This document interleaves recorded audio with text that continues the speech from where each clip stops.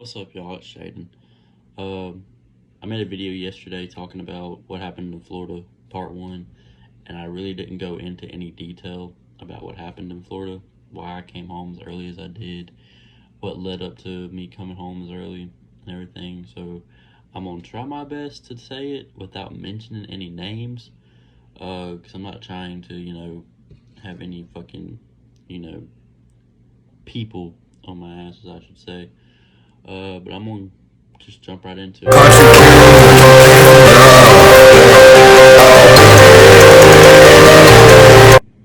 We, I get a ride up there and to his house, and we leave. We get in the truck. We head to Florida. Everything was going good. We get an Airbnb. Everything was going good. We stopped to go check on the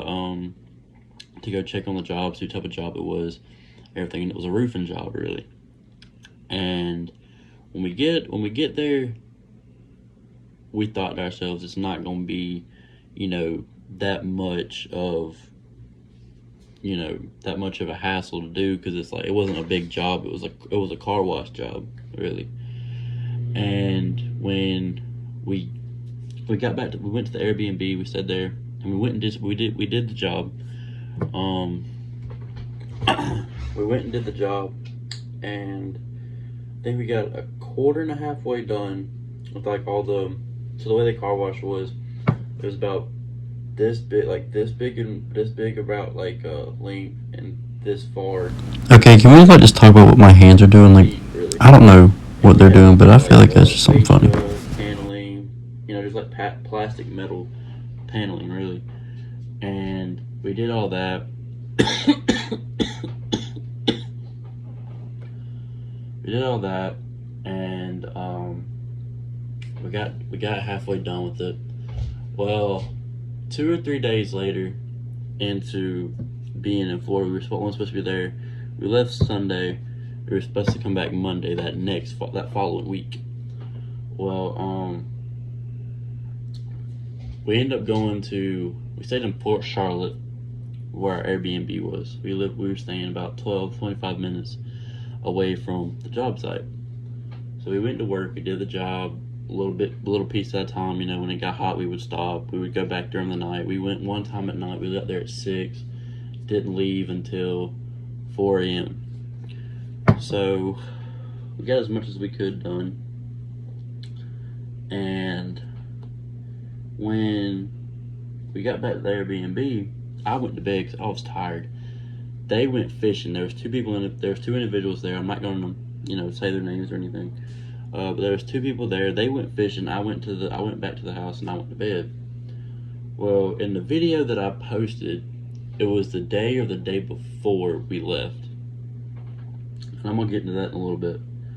But we end up going to this place called Punta Gorda. It's a hour away from where we were staying in Port Charlotte, and it was nothing but like beach. It was like literally like the coast of Florida, and it was the coast of Florida. And when we got there, started going fishing. Just doing what everybody does. When you go fishing, and it got about 8 or 9 o'clock that night, and we stayed there for about maybe 3, 4 hours, I want to say, and we ended up leaving because nobody was catching anything. I stopped fishing after the first hour of it. Well, we end up leaving. We go back to the truck, and we go to get checkers, and then we head back to the Airbnb. Well, we're just sitting. The next morning, we're sitting down there, like under the breezeway. So it was like a built like beach house, basically. On the porch, on the bottom you got a porch, and on top of the house. Well, we're all just sitting outside, and he's debating on going home. Well, then he gets a call from the dude that we got our job from, and he wasn't pleased that we didn't do anything else to that job or anything like that. You know what I mean? And it pissed me off a lot, because if we didn't get the job done, we didn't get paid. but he told me that he would pay me what we worked, so it'd be like $200, $300, $400, somewhere around there. So we get home. We ended up coming back home that following day, and we're on the way home, and I wait for the people that was going to pick me up. I wait for them. They were like an hour away in Eastman, Georgia, and I was in Perry. Well, you good, bro? Anyway,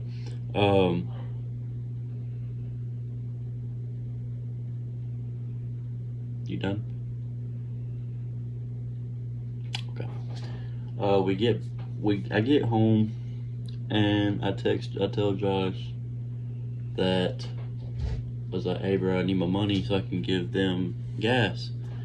He didn't send me anything. He didn't do anything. He literally dropped me off at a gas station and went the opposite way of me. I walked. After about an hour or two, it's like we get there at like 2 o'clock in the morning. I don't get picked up until like 4. So I'm like, okay. So I'm just like chilling in the Dairy Queen parking lot, literally laying up against the building of Dairy Queen, and I get picked up. I didn't go to sleep. I ended up sleeping like maybe 2 or 3 hours, like at 1 or 2 that afternoon, and I'm texting Josh. I'm like, hey bro, I need my money. Hey bro, I need my money. He never got back to me. So I steadily blew his phone up, blew his phone up. Never really got paid. Really, honestly, didn't even get paid for anything, really. And it got to the point where I was tired of just, calling that I was going to go down there. I went down there. Josh didn't answer the door. He heard my vehicle because I had like a loud ass Toyota at the time. And he never really came to the door. I bang, knocked, and no one came to the door. Literally nobody. Josh's truck was in there, and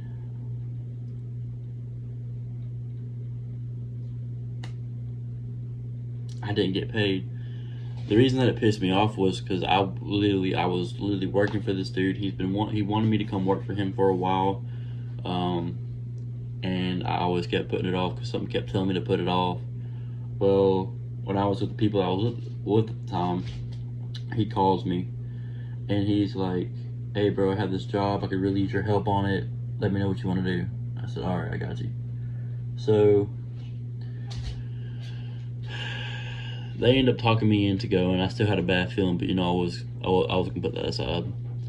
And I ended up going, and that's what I came home to, was no pay, no compensation, no nothing, you know what I mean, for my time out there. And I can't do it again. I wouldn't do it again. Because it got to the point where I'm working for you, but you're not paying me for my time. So what's the point of me even finishing the job for you? And still to this day, he has not paid me anything.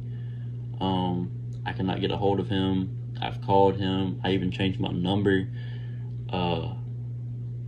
He will not answer the phone. He will not answer any text messages. This, that, and so forth. So I don't know if I should just give up on trying to get a hold of him, or if I should still get a hold of him. But yeah, y'all, that's it for this video. I'm gonna go ahead and do like a little promotion thing. If y'all know, this is the partnership video.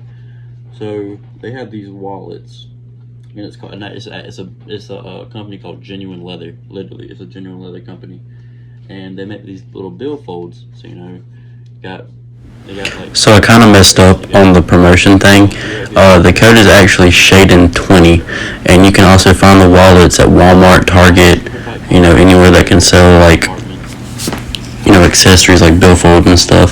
So I figured I'd come up here and just tell you and fix that up for you.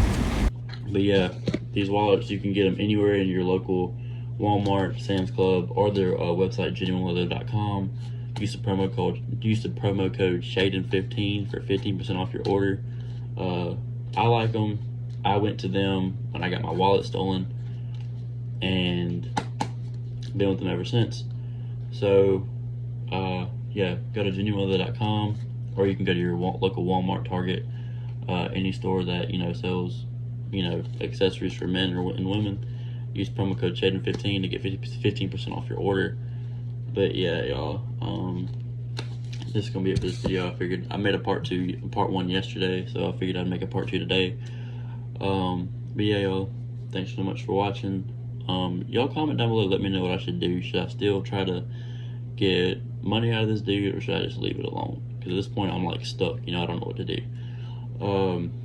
But yeah, y'all, I'll see y'all in the next one. Peace out.